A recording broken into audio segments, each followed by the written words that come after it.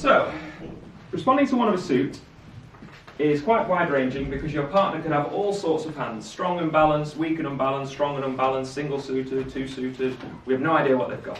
So you bid a lot. Responding to one no trump is very different. And the reason it's very different is because they have specified something quite specific about their hand. They have said they have a balanced hand with a very specific number of points, 12 to 14. That is quite accurate. It's almost as good as mini bridge.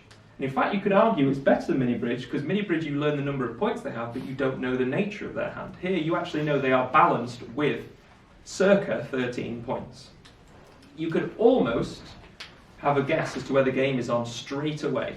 That's because their bid is a one bid wonder. They have not required two bids to describe their hand. They've been able to do it in one. What this means is we respond very differently to one no trump, because we can assume a certain number of things. Firstly, we know they're balanced, so they have at least two cards in every suit. Secondly, we know they are not that strong. They have an opening hand, yes, but that's about it. So we can pretty much dismiss or decide on game very quickly. Yes, there is a bracket in the middle that's very slim where you're unsure, but typically, with 10 or fewer points, game isn't on. With 13 or more, game is on. So you've only got this 11, 12 question mark as to whether you're unsure as to whether the game is on or not. When your partner opens one of a suit, you're almost never sure as to whether the game is on or not, because you've no idea how many points they have and you've no idea whether they're balanced or unbalanced. You just don't know. After one no trump, you know almost immediately, if not immediately, because their bid is so precise. Okay? So, as ever, you will not be surprised to learn that we look for major fits. That's probably not shocking to you that I don't care about minors and I do care about majors. So what we're going to be talking about is when to bid your major suits. Now, firstly, I'm going to deal with something what I would like to say is straightforward, although I appreciate it's still new to you. In that, if we have a 6-card major, imagining we are south, if we have a 6-card major, let's say a nice one, because it's nice to have a nice suit, isn't it? Because we have a 6-card suit, our partner has promised us at least 2 cards in every suit. We know there is a major fit. So if you have a 6-card major, you know there's a fit straight away. You don't actually need to ask anything, because you now know in your head that spades are trumps.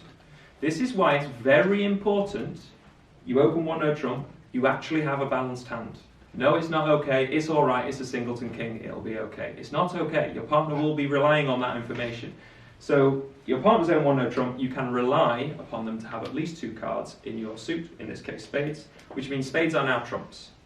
When you have a 6-card major, that suit is trumps, opposite a one no trump opener.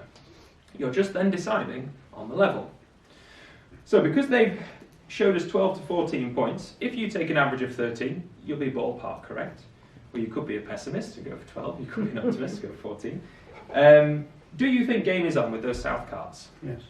Yes, it is on, actually. It is not, even if they do have the worst case 12, or even if they've been really, really kind of naughty with 11, you still probably fancy your chances based on your nice 6-card suit. No, they shouldn't have 11. So, what contract do you think we should bid? 4 spades.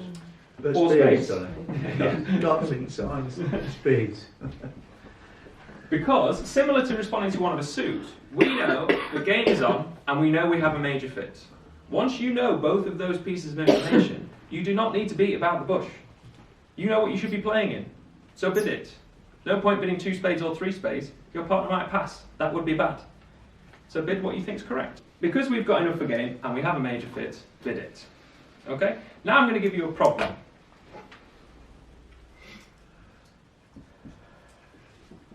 Why do I now not think 4 spades is the correct bid? We might not have a spade fit. Yeah, do you all see that? The fact that I've removed one of our spades has given us some doubt. Yes, we are sure of game, but we don't know what game. Should we be in 4 spades, or should we be in 3 no trumps? It will be exceptionally useful if you could ask your partner with your voice, do you have 3 spades? Because then they would say yes, and you bid 4 spades, or no, and you bid 3 no trumps. That would be easy, wouldn't it? You can't do that because that's cheating. Well, you can do it, but you'll get kicked out of whatever club you're playing at. So what you should do instead is communicate that uncertainty with your bid. 3 spades instead of 4 spades. Because you have jumped, you have shown a strong hand still. But now this is a 5-card spade suit. and it gives your partner a choice. Do you want them to be in 3 no trumps or 4 spades? That all depends on whether they can support your spades or not. So you're showing a 5 card suit, not a 6 card suit. If you had a 6 card suit, you would just bid 4 spades. So this is a game going hand with only 5 cards in spades. This is a forcing bid. It's a forcing bid because you are making them choose between 3 no trumps or 4 spades. And it all depends on how many spades they have. Quantity, not quality. If they've got the 2, 3 and the 4 of spades, they should bid game in spades. Not, I don't like my spades, I'll hog it and play in no trumps. Okay, you probably don't like hogging it yet anyway, but you will do. Okay, so let's say I move 6 points down. Let's make it ace queen that. Oops, sorry. In theory, now I appreciate this might make you feel uncomfortable. In theory, your bid doesn't change. The strength of your hand has stayed the same, the shape of your hand has stayed the same, so the bid should stay the same. I understand that 3 spades looks less attractive now. I get that, because I don't like it either. But it's still the correct bid. The reason it's the correct bid is because you still want to be in 4 spades if you have a spade fit. The theory here is, you could argue, well, what if my partner bids 4 spades and we don't have the ace king or the queen of spades between us? That could happen, couldn't it? I appreciate that being lucky, but it could happen. Firstly, that's bad luck. Secondly, if you don't have the ace, the king, or the queen of trumps, that's 9 of your maximum 15 missing points. What you find is that actually you can make games still because all you lose are the ace, king, queen of trumps because you have everything else. Mm-hmm. So, yes, I understand this is unattractive, and you could argue I don't want to be in spades, but if you have an 8 card or more major fit, you should play in the major. So, even though it looks a bit naff, you really do want them as trumps still, as long as your partner has 3 or more.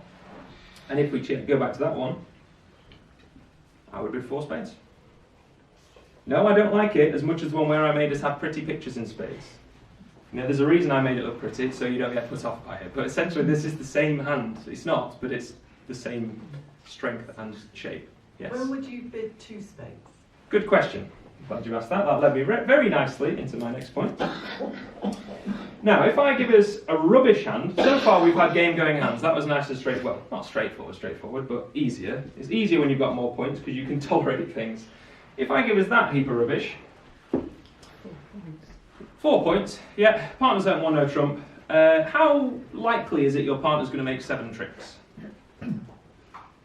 Percentage-wise, probably somewhere in the single digits. They're not going to make it, let's be honest. They don't want no trump.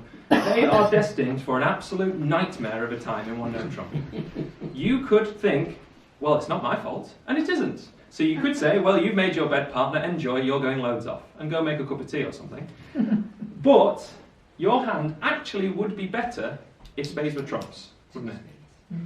So this is what you use the 2 level for. You use the 2 level as a save your partner bid. It's known as a weakness takeout. It's named that because you are weak and you are taking them out of one no trump. So essentially, our hand, if one no trump was the final contract, if we passed and everyone else passed, your hand's worth 1 trick. Yeah? So your partner needs 6 in their own hand. Isn't going to happen. Yeah. If spades are trumps, your hand is worth 4, 5 tricks, maybe? So in theory, even though you've made the trick total higher, your hand is going to bring a lot more to the party. So you're more likely to be able to make your contract. No, I don't think 2 spades is necessarily a healthy contract, but it's certainly healthier than 1 no trump. The theory here is our partner has at least 2 spades, so we want spades as trumps, even though we're not keen about game. So we want to be in a part score. So you'd say 2 spades. 2 spades, which says, I'm weak, go away, I'm saving you. Essentially, you're taking the bullet for your partner. They vote 1 no trump. That was a bad move on their behalf, wasn't it? Because really, if they had not opened, you'd have been happy to defend, bored with whatever 4 hearts or whatever these guys are playing. But because they open 1 no trump, you now have to deal with that. That is what's happening. So you could just pass and go, your problem, I'm off. But really, you should be trying to improve the contract. And the best contract here would be, well, 1 spade if you could, but you can't get there because of their opening bid. So the 2 level is, if you like, a safe bastion. It's an exit route. We're not going to make anything, but I'm bidding this because I prefer this to that. Okay? If you, in response to the 1 no trump, bidding a suit is that a forcing bid? No. This is an interesting point. If it was 1 club, 1 spade is categorically forcing. 1 no trump, 2 spades is not forcing. Right. So this is one of the exceptions to prove the rule kind of situation, where a new suit is not forcing. It's the only time, I think. One of the only times I can think of where a new suit is actually not forcing by the responder. And the reason for that is you need a get out of one no trump. One no trump is renowned as a very difficult contract. I'm sure you might have experienced that playing in one no trump. It's known as difficult because you have very few points, really. You're relying on your partner to some extent, and you're playing without a trump suit. So making half the tricks with a lot less than half the points with no trumps is not an easy task. You're relying upon your partner to bring something to the party so that you do have a fighting chance. So when you, as the partner of this one no trump, but knows you are not bringing anything to the party, you need to do your best to save your partner. And that's what we use the 2 level 4. It's known as a weakness takeout. You're in trouble in one no trump, so I'm going to play in this instead. If you have 5 cards, this is an uncomfortable position to be in. 6 cards was, although I appreciate our hand was rubbish, so I wouldn't call it comfortable, but 6 cards, at least we knew we had a fit, right? So 2 spades wasn't going to be a disaster. Now if we bid 2 spades, it's possible our partner only has 2 trumps. And then we might actually be making the contract worse. Now there is some statistics behind this. I actually don't believe what I'm about to tell you from life experience, but I'm going to have to tell you what I have been told. If you have a 5-card suit, you have an 8-card fit opposite a one no trump hand, apparently 5/6 of the time. Now my experience is it's about 50-50. That's probably because I concentrate on the negatives rather than the positives, as you will do, human psychology. But if you bid a 5-card suit, you are likely to be improving the contract more often than you are going to be making it worse. Again, the same principle, our hand is worth 1 trick in no trumps and about 3, maybe 4 in spades. So even though you're making the contract 1 trick higher, you are bringing 3 more-ish tricks to the party. So in theory, that should be an easier contract to make. So to bid a weakness takeout, you need at least 5 cards. Also, you must not have a game interest. If you have a game interest, you're jumping to 3 or 4, depending on your length. Okay?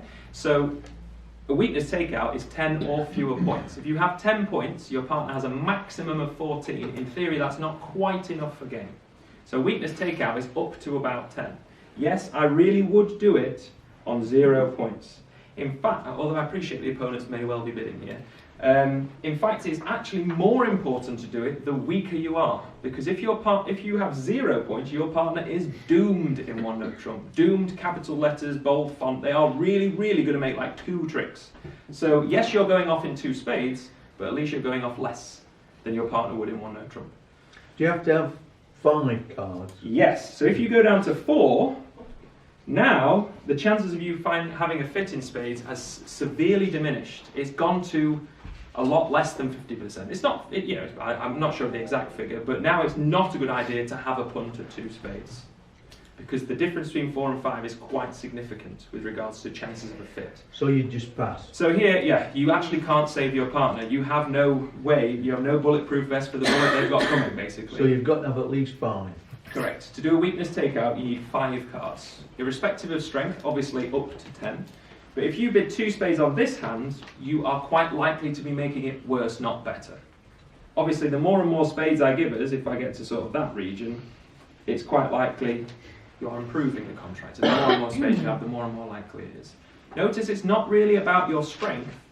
Well, I suppose it's about lack of strength, but it's about the fact you have a suit that you can save your partner with.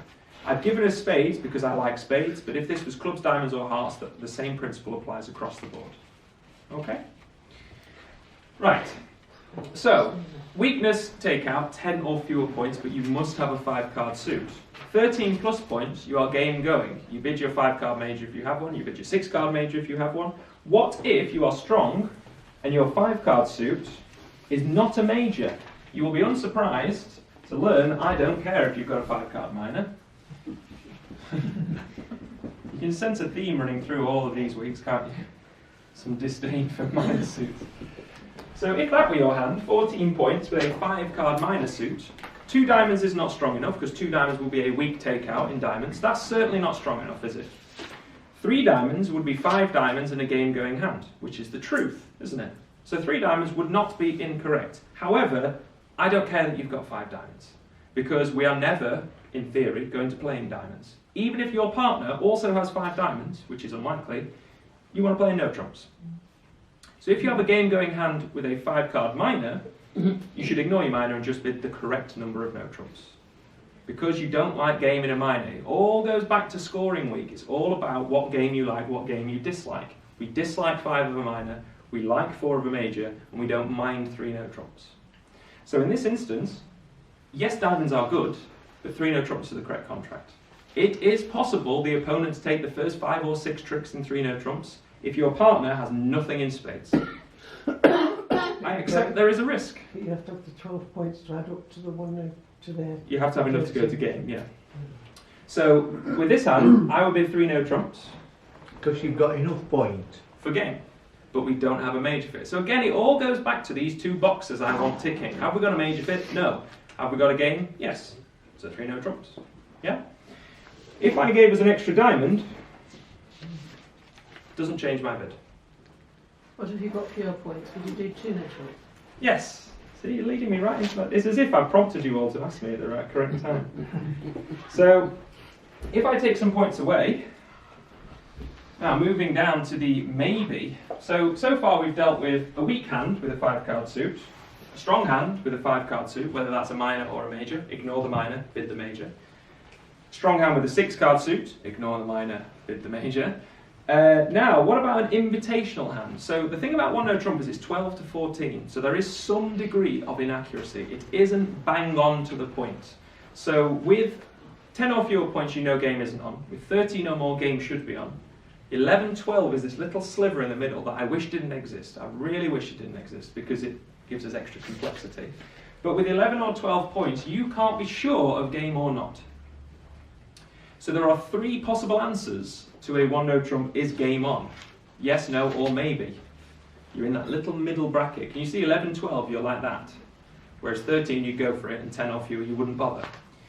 So, with 11 or 12 points, you should bid 2 no trumps without a major, and bid your major if you have one.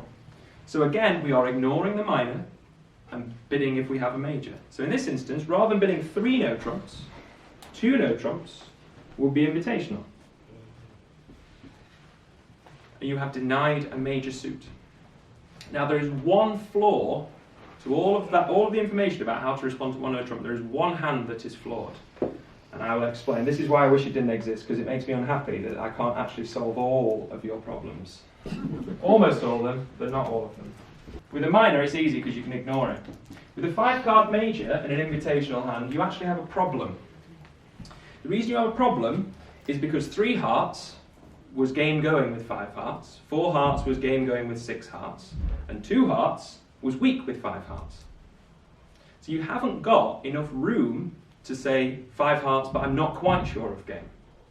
So with this number of points, what have we got? 11? Yeah. With 11 points, you have to basically, I don't like saying it because it's so imperfect, but you have to decide whether it's weak or game going. You can't have invitational with a 5-card major. What you want to do is bid 2.5 hearts, because you're too strong for a weak takeout, but not quite strong enough to make your partner go for game. What I would suggest is you take a view. Take a view based on your optimism versus pessimism, whether you fancy your chances at being a good card player, whether you think the opponents are going to let a few tricks go because they're rubbish at defending. No, but what I personally do is I tend to treat 11 as weak and 12 as game going. Just draw the line in the middle. But there are some inaccuracies with that, because 11 opposite 14 could produce game. So you might bid a weak takeout with this hand, and your partner puts down 14 points, king to 4 hearts, and game's easy. They could do. Or they could put down a miserable 12, and you treat it as game going, and suddenly you're in a mess. So there is a problem with a 5-card major with an invitational hand. Now you'll be glad to know, well I'm glad to tell you, that there is a solution to this problem. But that solution requires a conventional bid, which I'm not going to talk about for a while. Because if I tried to teach you the conventional bid now, it would mean you don't get anything right, because it's too complex at this stage. Okay? But don't worry, there is a solution to this problem in the future. Okay? But it's probably a white-brown moment that I'm not going to be trying to go down the rabbit hole of this convention to solve this problem. Okay? Without playing the problem I have with this is because I need a conventional bid to deal with this, and I know what I would bid, but I can't tell you that, because then you would go, what? Because we haven't taught you yet. So essentially the only thing I can say is you either treat it as weak or you treat it as game going. Inviting with a 5-card major is a hole in our system for now. So just to do a little recap, If you are weak, you bid a 5-card suit to get your partner out of the mess. 5+ card suit, I should say. So with that hand, you would bid 2 hearts, and with that hand, you bid 2 hearts, just trying to get them out of 1 no trump. If you are game going with a major, you try to introduce your major. So with a 6-card major, you bid game in the major. With a 5-card major, you bid 3 of the major, giving your partner the choice between 3 no trumps or 4 of the major. With a minor, you bid 3 no trumps if you're game going, 2 no trumps if you're invitational, going back down the ladder, and a weak takeout if you're weak. So there's essentially 3 things going on. Your strength, yes game, maybe game, or no game, and then whether you have a 5-card major, 6-card major, or no major at all. So it's all about going back to, have we got a major fit, have we got game? I appreciate I've said that 1,000 times, I'm going to say it 1,000 times more. That's all the bidding is about. So responding to 1 no trump, because it's such a precise thing, it's all it focuses on. Have we got a major fit, can we make game? Okay?